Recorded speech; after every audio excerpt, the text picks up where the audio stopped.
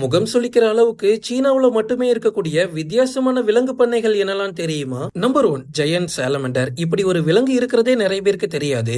1.8 metre நீளம் வளரக்கூடிய இந்த சாலமண்டரை இறைச்சிக்காக சைனாவுல மிகப்பெரிய பண்ணைகள் வச்சே வளர்க்குறாங்க. இது நிலத்திலையும் வாழும், நீர்லயும் வாழும். முக்கியமா சாலமண்டர் சூப் குடிச்சா நீண்ட ஆயுள் கிடைக்கும்னு சீன மக்கள் நம்புறாங்க. Number 2 leeches. பார்த்தாலே அருவருப்பா இருக்கக்கூடிய அட்டைப்பூச்சிய இன்னொரு பிளேட் கொடுங்க அப்படின்னு கேட்டு வாங்கி சாப்பிடுறாங்க சீனா மக்கள். ஒவ்வொரு வருஷமும் கோடிக்கணக்கான அட்டைப்பூச்சிகளை சைனா பண்ண வச்சு உற்பத்தி பண்றாங்க. இதன் மூலமா கோடிக்கணக்கில் வருமானமும் வருது.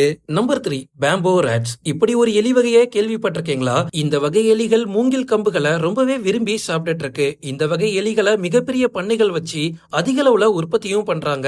சைனாவுல இது ஒரு பெரிய பிசினஸாவே போயிட்டு இருக்கு. இந்த வகை எலிகளை கிரில் பண்ணியும் சாப்பிட்றாங்க, கறி வச்சும் சாப்பிட்றாங்க. இந்த வகை எலிகளோட இறைச்சிய ஒரு கிலோ நம்ம இந்திய பணத்துக்கு 1200 ரூபாய் வரைக்கும் விற்பனை பண்றாங்க.